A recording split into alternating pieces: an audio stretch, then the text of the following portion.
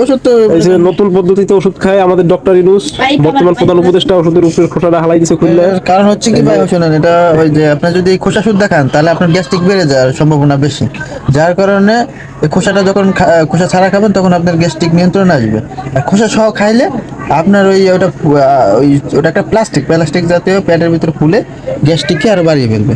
যার কারণে এটা এভাবে খাওয়ার পদ্ধতি। তবে সব ডাক্তার এটা বলবে না, কারণ ডাক্তারের চায় গ্যাস্ট্রিক বাড়াইয়া আর গ্যাস্ট্রিকের ওষুধ বিক্রির জন্য, বুঝলেন না? আর আমি তো আর সেটা না, বড় বড় ডাক্তার যারা আছে তারা ঠিক এই বুদ্ধিটা দেয়। আমাদের প্রধান উপদেষ্টা ডক্টর ইউনূস বক্তব্য দিচ্ছে, এখন ধন্যবাদ দেখাবে আপনাকে, কিভাবে অসংখ্য ওষুধ ধন্যবাদ। খাওয়াবে, আপনাদের একটা সিস্টেম আমি জানালাম, থ্যাংক ইউ। কিভাবে খায় দেখেন। এই যে পানি নিল, তারপরে কি করবে,